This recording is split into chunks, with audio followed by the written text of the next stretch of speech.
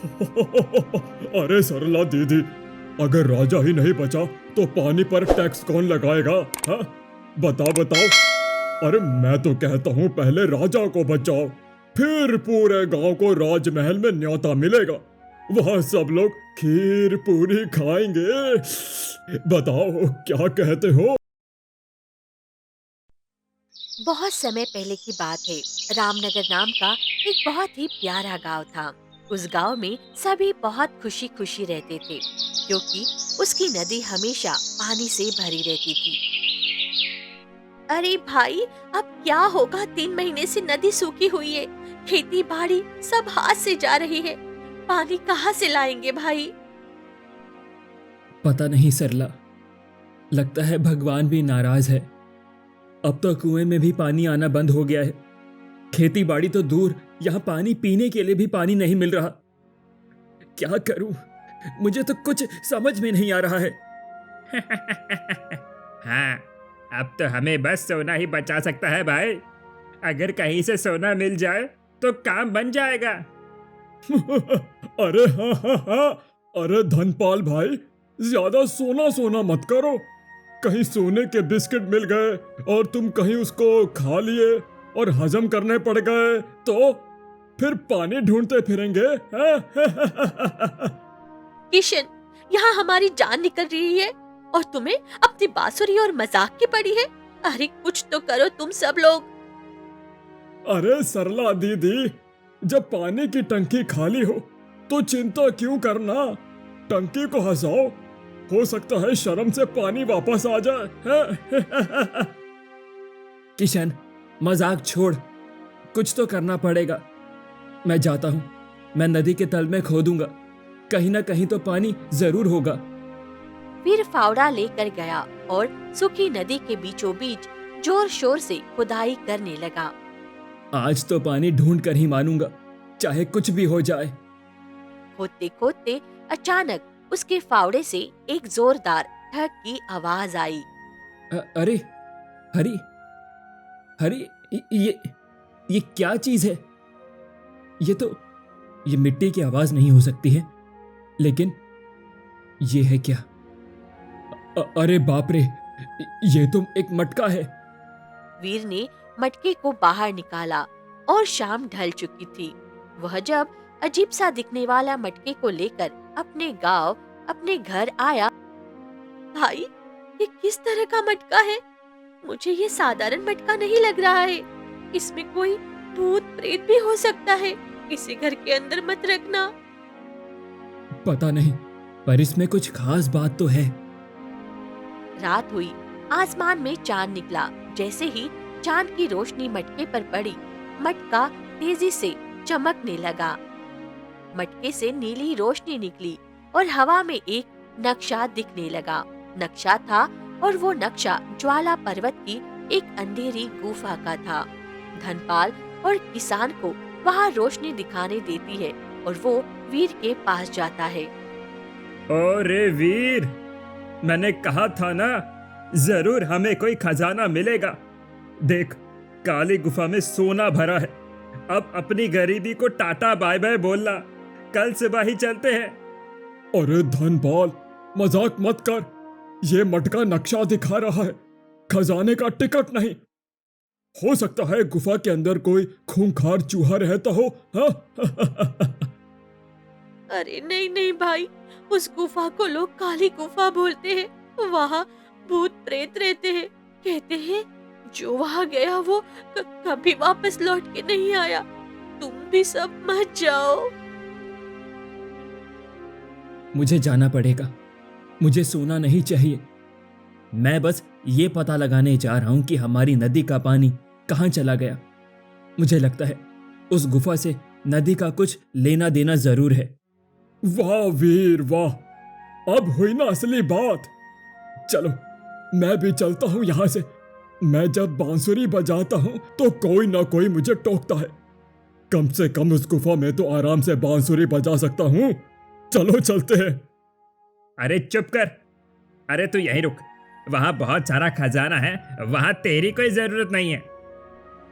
वीर ने मटका उठाया और गुफा की तरफ जाने ही वाला था कि तभी गांव में धूल उड़ती दिखी। अगले ही पल गांव वालों ने देखा कि राजा विजय अपने मंत्री कैलाश और सेनापति अर्जुन के साथ हाँफते हुए पहुँचे हैं। राजा का चेहरा डर से पीला पड़ चुका था। बचाओ, बचाओ, अरे हमें कोई तो बचाओ, ये राज्य बहुत बड़े खतरे में है। हाँ महाराज, बिल्कुल सही फरमाया आपने। ये वाकई बहुत बड़ा खतरा है। हमें तुरंत कुछ करना होगा महाराज। अरे राजा जी, इतनी भागम भाग क्यों है? क्या आज सुबह राजमहल में गाजर का हलवा नहीं मिला क्या? या रानी जी ने गलती से आपके मुंह पर आटा फेंक दिया? आप तो ऐसे भाग रहे हैं जैसे पीछे कोई भूखा हाथी पड़ गया हो। हा? कौन है ये बेवकूफ? अरे तुम्हें पता भी है कि हुआ क्या है? अपनी जुबान संभाल कर बात करो, नहीं तो। अरे भाई, मैं तो मजाक कर रहा था राजा जी। मुझे लगा हंसने से टेंशन कम होती है। अच्छा, तो आप बताएंगे भी कि आप यहाँ पर क्यों आए हैं? अरे क्या बताऊं, मेरा पुराना सेनापति बलराम, जिसे मैंने अपमानित करके राज्य से बाहर निकाल दिया था। हाँ महाराज, उसी बलराम की बात कर रहे हैं जो वर्षों पहले हमारा सबसे खास मित्र हुआ करता था। लेकिन उसी बलराम ने किसी राक्षस को खुश कर लिया है, और उस राक्षस ने उसे एक कवच दिया है, जिसे पाकर कोई भी अस्त्र या शस्त्र उस कवच को तोड़ नहीं सकता। महाराज, बलराम अब हमारे पूरे राज्य को तबाह करने आ रहा है। उसके पास तो राक्षस का दिया हुआ कवच है। अब हम उस बलराम का सामना कैसे करेंगे महाराज? अरे भाई वीर, ये तो और भी बड़ी मुसीबत है। अब क्या होगा? हमारे पास पहले ही एक बड़ी समस्या थी, अब एक और नई मुसीबत आ गई है। अरे ये तो अच्छी खबर है। अगर राजा मुसीबत में है तो ये तो सोने में सुहागा हुआ ना। अब हम उनसे मदद के बदले ढेर सारा सोना लेंगे और हम सबसे ज्यादा अमीर हो जाएंगे। हमारे पास भी नौकर चाकर होंगे। अरे लालची इंसान, तू हमेशा पैसे और सोने की बात करता है। राजा नहीं बचा तो तुझे सोना देगा कौन? अर्जुन, उसे रोकने का कोई तो रास्ता होगा। महाराज, राक्षस ने खुद बताया है कि बलराम का कवच सिर्फ एक चीज से टूट सकता है, वह है देवताओं की तलवार। और वो तलवार कहाँ है? जल्दी बताओ। वह तलवार उसी ज्वाला पर्वत की काली गुफा के अंदर छिपी है महाराज। सब लोग एक दूसरे को देखने लगे। जिस गुफा में वीर अपनी नदी का पानी ढूंढने जा रहा था, उसी गुफा में वो तलवार भी थी। तुम और नौजवान, तुम तो अभी वहीं जाने की बात कर रहे थे ना? हाँ महाराज, मैं उसी काली गुफा में नदी का जल का स्तोत्र ढूंढने जा रहा हूं। बेटा वीर, मैं तुम्हें हुक्म नहीं दे रहा। मैं एक राजा होकर तुमसे भीख मांग रहा हूं। पहले मेरे राज्य की जान बचाओ, मेरी प्रजा को बचाओ बेटा। हाँ हाँ वीर, तुम तो राजा के लिए भगवान के समान हो बेटा। क्या तुम हमारी मदद करोगे वीर? अरे नहीं वीर, सबसे पहले तू अपने गांव का पानी लाना। अगर ऐसे ही चलता रहा तो हम प्यासे ही मर जाएंगे। बलराम तो हमें बाद में मारेगा, उससे पहले हम प्यास से ही मर जाएंगे। अरे बेवकूफ, राजा को बचा पहले, वो तुझको ढेर सारा इनाम देंगे। इतने पैसे देंगे कि तू एक नदी खरीद लेगा। हाँ, पहले राजा का काम कर। अरे सरला दीदी, अगर राजा ही नहीं बचा तो पानी पर टैक्स कौन लगाएगा? हाँ, बताओ बताओ। अरे मैं तो कहता हूँ पहले राजा को बचाओ, फिर पूरे गांव को राजमहल में न्योता मिलेगा। वहां सब लोग खीर पूरी खाएंगे। बताओ क्या कहते हो? बस, अब बहुत हो गया। वीर कुछ देर शांत रहा। उसके चेहरे पर संकट साफ दिख रहा था।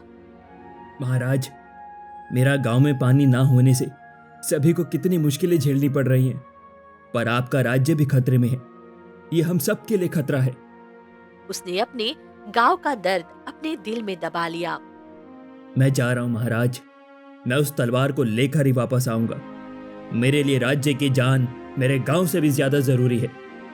हे भगवान, वीर बेटे, आज तुमने मेरी लाज रख ली। तुम जो मांगोगे मैं देने के लिए तैयार हूँ। वीर ने अपने गांव की मुसीबत और अपनी बहन की चिंता को दिल में दबाया।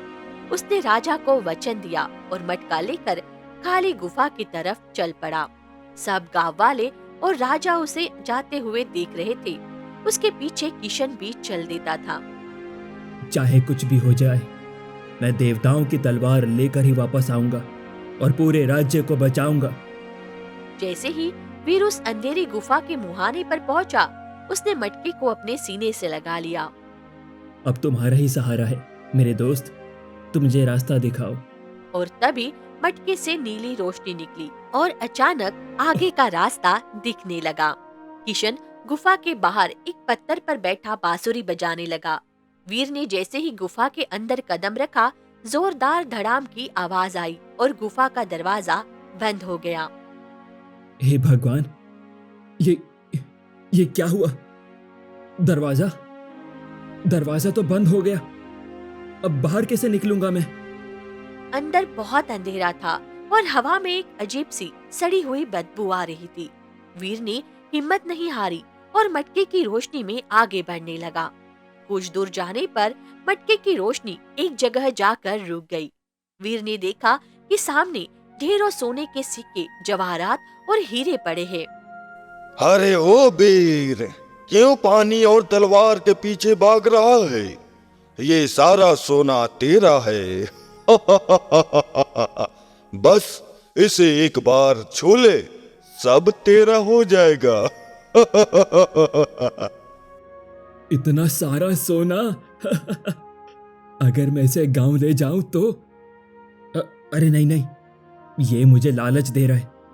वैसे भी मैं इतने सोने का करूंगा क्या? मुझे तो पानी और तलवार चाहिए। हट जाओ मेरे रास्ते से। ये सोना मुझे अपनी मंजिल तक जाने से नहीं रोक सकता। मेरा काम है पहले अपने राज्य को बचाना। वीर ने लालच को ठोकर मारी और आगे बढ़ गया।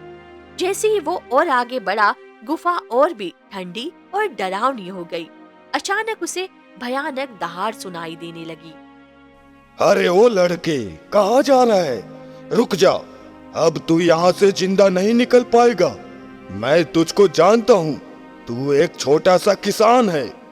हाँ, मैं एक किसान हूँ, लेकिन अरे भाई गुफा जी, जरा धीरे बोलो। वीर भाई मजाक के मूड में है और वो भूखे शेर को भी चुटकुला सुनाकर हंसा देता है। उसे डराने की कोशिश मत करो, समझे? किशन की आवाज सुनकर वीर, जो गुफा के अंदर था, हंस पड़ा। किशन भी ना कमाल का आदमी है। किशन का मजाक सुनकर वीर का डर दूर हो गया। उसे याद आया कि वो किस लिए आया है। मैं डरता नहीं। जो काम मैं दिल से करता हूँ उसे पूरा करके ही दम लेता हूँ। मुझे देवताओं की तलवार चाहिए। हट जाओ मेरे रास्ते से, सुना तुमने? वो अंधेरे में आगे बढ़ता चला गया। मटका अभी भी उसका साथ दे रहा था। कुछ दूर बाद गुफा थोड़ी चौड़ी हुई और रोशनी दिखने लगी। वीर को लगा कि वो अपनी मंजिल के पास पहुंच गया। वीर तो अपनी जान हथेली पर रखकर काली गुफा के अंदर चला गया। अब गुफा के बाहर राजा, विजय, मंत्री, कैलाश, सेनापति, अर्जुन, सरला, धनपाल और किशन सब उसके वापस आने का इंतजार कर रहे थे। मंत्री, ये किसान अंदर गया तो है, पर क्या वो सच में देवताओं की तलवार ला पाएगा? मुझे तो बहुत डर लग रहा है। अरे महाराज, आप बिल्कुल मत डरिए, वो तलवार हमारे लिए बहुत जरूरी है। महाराज, हमें वीर पर भरोसा रखना होगा। उस नौजवान की आंखों में मैंने बहादुरी देखी है। अरे, अगर वो मर गया तो इसका मटका तो रहेगा ही ना। उस मटके को मैं ले जाऊंगा। चुप रहो धनपाल, खबरदार जो मेरे भाई के बारे में कुछ भी उल्टा सीधा कहा तो। अरे राजा जी, इतनी चिंता मत करो। मेरी बांसुरी की धुन सुनो, सारी टेंशन भाग जाएगी। अरे, तुम फिर आ गए मस्करे। क्या तुम हमेशा मजाक ही करते रहते हो? यहाँ राज्य की जान दांव पर लगी हुई है और तुम अपनी बांसुरी की धुन की पड़ी हुई है। अरे नहीं राजा जी, मैं मजाक नहीं कर रहा हूँ। मैं तो बस आपको हंसा रहा हूँ। अगर आप ही इतना डरेंगे तो आपकी प्रजा का क्या होगा? हंसने से हौसला बढ़ता है। हौसला? अरे मैं तुम्हें बताऊंगा हौसला। अगर वीर नहीं आया और बलराम आ गया तो मैं सबसे पहले तुम्हें ही पकड़वाऊंगा, फिर दिखाना उसको अपना हौसला। अरे वाह राजा जी, मुझे पकड़कर क्या करेंगे? क्या मुझे बलराम की सेना में भर्ती करवाएंगे हैं? महाराज इसे छोड़िए, ये तो दिमाग से पैदल लगता है। देखिए वीर अंदर गया है, अगर वह सफल हो गया तो आप उसे क्या इनाम देंगे? इनाम? हाँ, मैं उसे इतना सोना जेवरात दूंगा कि वो पूरे गांव के लिए नदी खरीद लेगा। नदी खरीद लेगा? वाह वाह, क्या बात है महाराज। मुझे कोई इनाम नहीं चाहिए भगवान, मेरे भाई सही सलामत वापस आ जाए, इससे ज्यादा मुझे कुछ नहीं चाहिए। चुप रहिए सब लोग, गुफा के अंदर से कोई आवाज नहीं आ रही है। इसका मतलब है वीर अभी भी खतरे में है। हाँ, हो सकता है अंदर उसे कोई भूत मिल गया हो और भूत कह रहा हो, अरे किसान भाई तू मेरी गुफा में क्यों आया? अरे ये आदमी मुझे पागल कर देगा। तभी मंत्री कैलाश को एक और चिंता सताने लगी। महाराज अगर वीर तलवार की जगह अपनी नदी के लिए जल स्रोत लेकर बाहर आ गया तो उसने तो पहले भी पानी के लिए जाने को बोला था ना? अरे हाँ, तब क्या होगा? बलराम तो हमें मार ही डालेगा। महाराज वीर ने आपको वचन दिया है, वह अपनी जान से ज्यादा आपके राज्य की सुरक्षा को महत्व देगा। मुझे उसके ऊपर पूरा विश्वास है। बिल्कुल सही कहा तुमने सेनापति जी, वीर भाई बहुत नेक इंसान है, वो अपना काम पूरा करके ही वापस आएगा। अगर वो नहीं आया तो मैं जाकर उसे चुटकुला सुनाऊंगा, वो हंसकर बाहर आ जाएगा। गुफा के बाहर राजा और मंत्री की चिंता बढ़ती ही जा रही थी, जबकि किशन अपने मजाक से माहौल को हल्का बनाए हुए था। सब बस एक ही चीज का इंतजार कर रहे थे कि किसी तरह वीर जिंदा बाहर आ जाए। उधर वीर अंधेरी गुफा के सबसे आखिर और सबसे रहस्यमय कमरे में पहुंच गया। मटके की रोशनी पूरी कमरे को चमका रही थी। अरे वाह, मैं आ गया। सच में ये जगह कितनी शांत है। वीर ने देखा कि सामने एक ऊंचे आसन पर दो चीजें चमक रही थी। एक तरफ एक नीला रत्न रखा था जो पानी की तरह चमक रहा था, और दूसरी तरफ एक चमकदार तलवार रखी थी जिसकी धार चमक रही थी। हाँ, ये नीला रत्न जरूर वही शक्ति मणि होगी जिससे नदी में पानी आएगा, मेरा गांव बच जाएगा। और ये देवताओं की तलवार भी यही है जो राजा विजय को चाहिए। भगवान तेरा लाख लाख शुक्रिया, मुझे दोनों एक ही जगह पर मिल गई। वीर ने देखा कि उन दोनों चीजों के सामने गुरुदेव विश्वामित्र ध्यान की मुद्रा में बैठे हैं। वीर ने तुरंत आदर से झुककर प्रणाम किया। प्रणाम गुरुदेव, मैं रामनगर गांव का किसान वीर हूँ। स्वागत है वीर, मैंने तुम्हारे सारे इम्तिहान देखे हैं। तुमने लालच और डर दोनों को हराया है। मैं जानता हूँ कि तुम यहाँ क्यों आए हो। गुरुदेव, मैं बहुत बड़ी मुश्किल में हूँ। एक तरफ मेरे गांव को पानी चाहिए और दूसरी तरफ मेरे राजा को ये तलवार। ये दोनों चीजें यही हैं। क्या मैं इसको यहाँ से ले जा सकता हूँ? हाँ, दोनों चीजें यही है। तुम्हारी नदी का पानी है और देवताओं की तलवार, पर तुम यहाँ से केवल एक ही चीज ले जा सकते हो। केवल एक चीज? गुरुदेव, मजाक मत कीजिए। मैं अपने गांव को कैसे छोड़ दूं बताइए भला, और मैं अपने राजा को दिया हुआ वचन कैसे तोड़ दूं? ये तो अन्याय होगा ना। यही संसार का नियम है वीर, तुम्हें किसी एक को चुनना होगा। यही तुम्हारा सबसे बड़ा इम्तिहान है। और हाँ, एक और शर्त है, इस गुफा से बाहर केवल वही जा सकता है जो सबसे प्रिय वस्तु का त्याग करेगा। मैं किसी चीज का त्याग करूं गुरुदेव? तुम्हें यह जादुई मटका यहीं छोड़ना होगा। नहीं गुरुदेव, ये मटका, ये तो मेरा सबसे अच्छा दोस्त है। इसने मुझे यहां तक पहुंचाने का रास्ता दिखाया, मैं इसे कैसे छोड़ दूं? तुम इस मटके को बेचकर जिंदगी भर सुख पा सकते हो वीर। यह तुम्हारी सबसे बड़ी दौलत है। अब चुनो वीर, क्या तुम तलवार लोगे या मणि? और दोनों में से कोई भी लेने के लिए तुम्हें इस जादुई मटके का त्याग करना ही होगा। वीर अब गहरे धर्म संकट में फंस गया। उसकी आंखों के सामने गांव वालों की प्यास और सरला का रोता हुआ चेहरा आने लगा। फिर उसे याद आया राजा विजय का डरा हुआ चेहरा और बलराम का अभेद कवच था।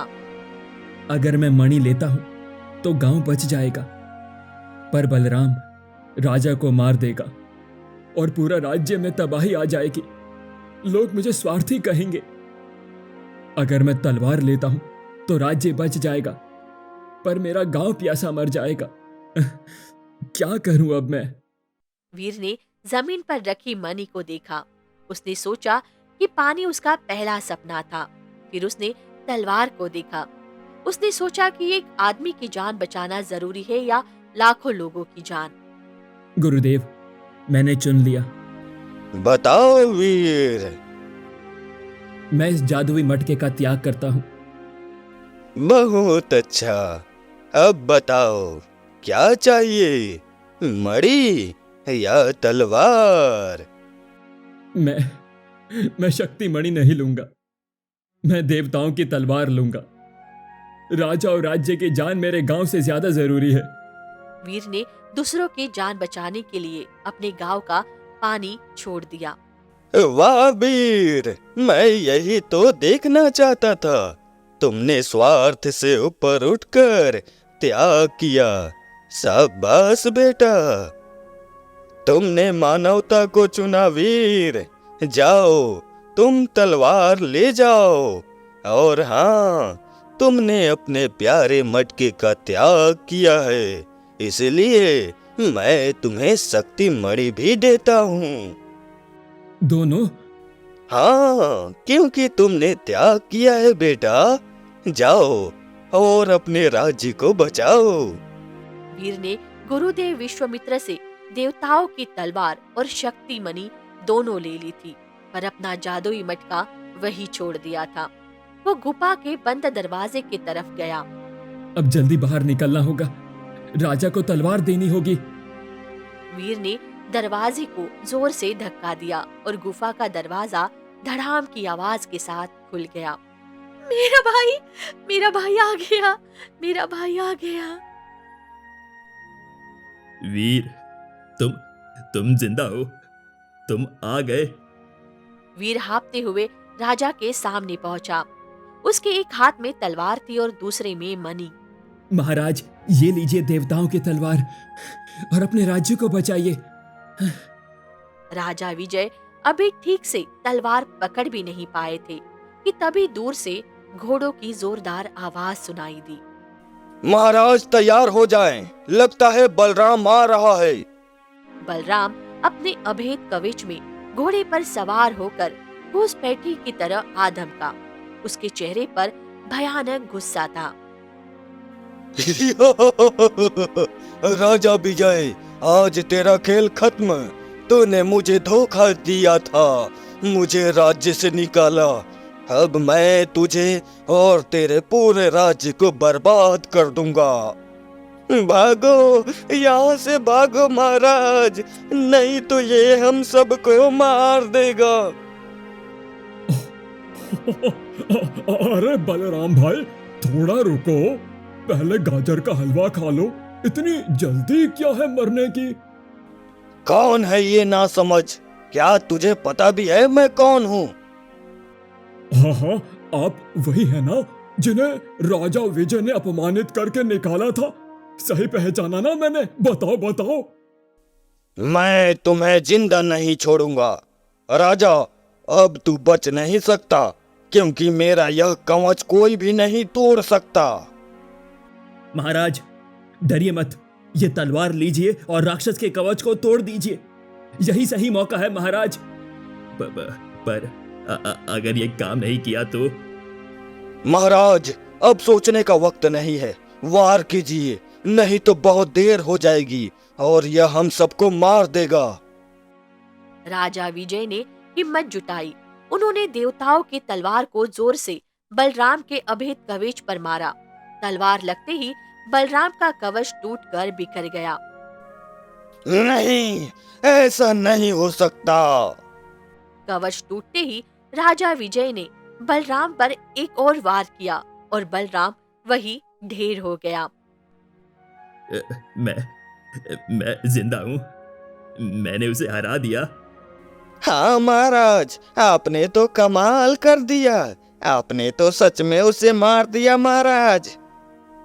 राजा विजय और पूरे गांव ने राहत की सांस ली। उन्होंने बलराम, जो उनके राज्य को नष्ट करना चाहता था, उन्होंने उसे मार दिया था। महाराज आपने तो इसे मार दिया, अब मेरे गांव की बारी है। वीर ने जमीन पर रखी शक्तिमणि उठाई। सब लोग देखने लगे अमर नदी वापस आ जाओ। और उसी एक पल चमत्कार हो गया। अमर नदी जो सूख चुकी थी, वो पूरी तरह पानी से भर गई थी। सभी लोग बहुत ज्यादा खुश हो गए। वे लोग तुरंत अपने गांव की तरफ भागे। उन्होंने वहां पहुंचकर देखा कि सभी लोग पानी आ जाने से बहुत ज्यादा खुश लग रहे थे। रुको रुको भाई, टेक वन टून्स को सब्सक्राइब नहीं किया ना? अगर नहीं किया तो जल्दी से करो, क्योंकि आप ही हमारी मोटिवेशन हो।